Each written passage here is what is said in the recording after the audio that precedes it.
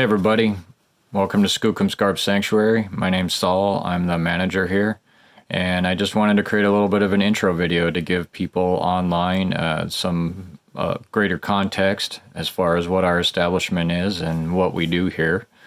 Give you a little bit of my background. I have worked in the environmental field going back to the 90s. My degree is in environmental geology, so I study and work with the interaction between human development and the environment.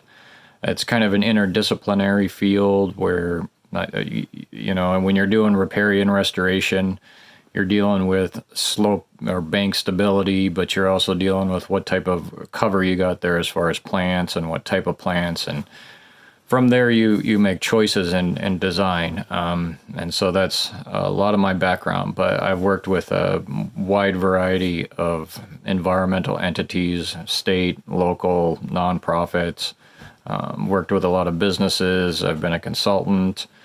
I've done a lot of, I guess you could say, educational work. Also worked in different projects, training young people to work in the environmental field, to work outdoors. So I have a pretty established career, I would say, as far as a conservationist. My other main thing is photos and videos. I'm kind of like a semi-pro at that. I've done mostly, as far as that's concerned, I've mostly done like live performances and nature photography, I guess. But those are some of the skills that I'm bringing to this project right now, is trying to use my video and photo skills to tell these stories of what I experience out here. But the background of the sanctuary itself, we've been doing this for going on, 6+ years at this point. When we started it, it was mostly we were going to do some restoration and, have campers, that sort of thing. We were one of the early participants in the Pacific Northwest of Hip Camp, which is kind of the Airbnb of camping. And so we've had a lot of people out here, mostly down in one particular area down by the river. This area up here that now we call the sanctuary is seeing definitely a lot less traffic than what we have down along the river. But basically, we got going. We started doing restoration work. I was more interested, I guess, at the beginning in, we went through a number of different potential ideas for the place. We were going to maybe grow native berries, and we could sell them at the farmer's market. So, for instance, when a lot of restoration projects happen, say the government puts out a contract and they go in and they're restoring a wetland somewhere, everybody kind of uses the same plants. I mean, not really, but there's not always a focus on wildlife foraging, or even, there's definitely not a focus on, well, we want people to come in here later and pick and eat berries or other edibles. That's just not usually the focus, because most environmental restoration projects kind of aim to keep people out, unless you're working for the entity that controls it. And so, we started doing some of our early plantings through here, and we did the usual willows and dogwoods and things like that. And then I really, coming from more of an agricultural background, I really wanted to get a lot more of the native edibles and things that would have different uses other than just slope stability or different functions like that, water quality. And so one of the things that we did is we did a lot of plantings in here, but we also kind of started selecting for the species that were here that we wanted, and then kind of like thinning up the forest around it, doing a little bit of selective thinning, doing a lot of pruning to kind of let the undergrowth come up. So we've kind of handled it in a couple different ways. And that's kind of like the straightforward restoration part of what we do here. And then, well, obviously it's Skookum Scarp Sanctuary, so where the heck does Bigfoot come in to all of that?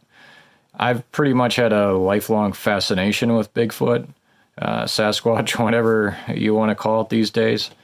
And so coming out here initially, all this land is very damaged in this area. It's been logged and pushed around with big cats.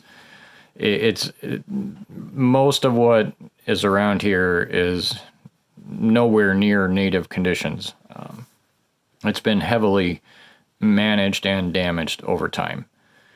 And so kind of, even though, I mean, I would say my main experience up until the point of coming here has been just studying reports on the BFRO website and listening to a lot of podcasts, like that's where a lot of my understanding of what we call Sasquatch comes from, is just listening and reading reports and having a background in the environmental field and putting these things together. That's really kind of where, that's how my Bigfoot fascination, I guess, has occurred through my life. But then I got here, and at first I'm like, all right, there's no Sasquatch around here. This is all this, overgrown fir trees and alders, and what would they eat? And of course, Bigfoot's like way off in the hills somewhere in the forest, which is how we usually think of Bigfoot. And then I started having these experiences, and it was kind of shocking because, being someone who has always been interested in the subject and then having an opportunity to work in the woods and to restore a forest, this was just kind of incredible. And essentially then over time, as we have these experiences and we kind of grow and change with the forest, it's been a pretty intense process, because primarily the Sasquatch issues, or the Sasquatch encounters, have revolved around myself and our dog. I'm the one who spends the most time here, and I'm up here, just me and the dog, a lot. And so that's why I've had the opportunity to actually have these experiences. But as we kind of went along in the restoration process with all this, I started to realize, I think these things are coming down here. That's when I really started to kind of switch the focus from, hey, let's grow some berries so that we could sell them at a farmer's market, to, hey, let's grow berries for the Sasquatch that are coming through here. And let's use this as an opportunity to study their habitat and their food ways and just all these different issues that most people don't really talk about a lot in the world of Sasquatch, at least not in any detail. Which kind of brings me to my what aren't we? I am not obsessed with footprints and getting blob squatches or anything like this. I'm interested more in their habitat and their conservation and what we can learn about them through more, I guess, passive ways of observation. So I'm not out here howling at night or knocking on wood all the time or doing any of these sorts of things that have become common in the world of Sasquatch. I'm basically trying to go about my business creating habitat for them and then just kind of observing what goes on in the woods, mostly when I'm not there. But we do have so the whole idea of Skookum Scarp, a lot of what I've come to learn studying this subject is that they are, because of their body structure and particularly their foot anatomy, that they are able to utilize extremely steep areas in ways that we are not. And a lot of our property is extremely steep and is essentially unusable for humans. And so we've established just a couple trails that kind of go along this Scarp, where they can go and we can't. But that's kind of the basic setup that we have here, is that it started as just kind of a regular restoration project, and then as these creatures have come through, it sort of evolved into more of the Sasquatch.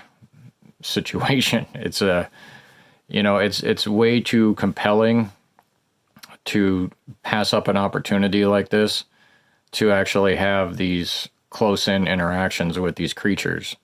And so that's basically what you can expect. I'm going to be talking a lot about all sorts of different issues as far as human ancestors, archaic human relatives. I'm really into hominids and all of that. So there'll be a lot of discussions about different conservation issues that could be impacting Sasquatch. Those are the sort of things. I'm very science-based. This is not a woo channel of any kind. I'm also not going to engage in the sort of world of Sasquatch of bickering and arguing and attacking different people, different beliefs. That sort of drama is not something that you're going to experience on this YouTube or within the Patreon. I have my own views about it, but what other people believe, that's entirely your business, and I'm not going to judge you for it. I just know what I'm doing here, and so that's what you can expect from this.